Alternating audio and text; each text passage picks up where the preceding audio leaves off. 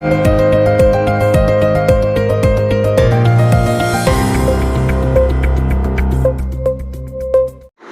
বিচার ও সংসদ বিষয়ক মন্ত্রণালয়ের উপদেষ্টা ডক্টর আসিফ নজরুল বলেছেন, আওয়ামী লীগের যাবতীয় কার্যক্রম নিষিদ্ধের সিদ্ধান্ত নেওয়া হয়েছে।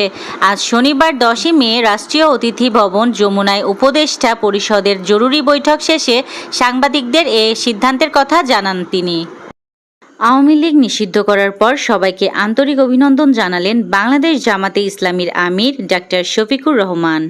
ছাত্র জনতা ও বিভিন্ন রাজনৈতিক দল ও সংগঠনের আন্দোলনের মুখে অবশেষে আওয়ামী লীগের রাজনৈতিক সকল কার্যক্রম নিষিদ্ধ ঘোষণা করেছে অন্তর্বর্তী সরকার।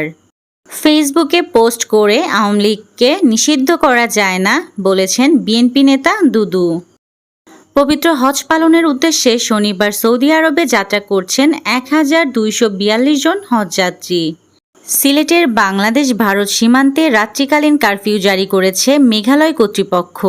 প্রতিদিন রাত 8টা থেকে সকাল 6টা পর্যন্ত কারফিউ চলবে।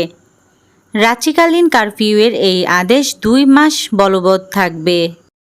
রাজধানীর মিরপুর পশ্চিম শেওড়াপাড়ার শামীম সরণি এলাকার একটি বাসা থেকে 2 নারীর ক্ষতবিক্ষত লাশ উদ্ধার করেছে পুলিশ। নিহতরা হলেন মরিয়ম বেগম বয়স 60 ও সুফিয়া বেগম বয়স 52 বছর।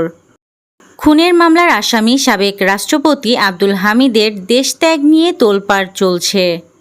যুক্তরাষ্ট্রের পররাষ্ট্রমন্ত্রী মার্কো রুবিও পাকিস্তানের সেনাপ্রধান আসিম মনিরের সঙ্গে ফোনে কথা বলেছেন। ভারতের সঙ্গে চলমান পাল্টাপাল্টি হামলা ও উত্তেজনা নিরসনে মার্কিন মধ্যস্থতার প্রস্তাব দিয়েছেন মার্কিন পররাষ্ট্রমন্ত্রী। নিজ দেশের শিখ সম্প্রদায়ের উপর ব্যালিস্টিক মিসাইল ছুড়ল ভারত। রিয়াল মাদ্রিদের সঙ্গে সম্পর্ক ছেদ করেছেন কার্লো আনচেলত্তি। স্প্যানিশ জায়ান্ট টিমটির সঙ্গে ইতিমধ্যে সমঝোতা হয়ে গেছে এই ইতালিয়ান কোচের। সচিন টেন্ডুলকার পরবর্তী যুগে ভারতীয় দলের ব্যাটিং লাইনের মূল দায়িত্ব এসে পড়ে রোহিত শর্মা ও বিরাট কোহলির উপর। দুজনে এই দায়িত্বটা বেশ ভালোভাবেই সামলেছেন। 22 গজে অভিজ্ঞতা ও কাছাকাছির মানের পারফরমেন্স।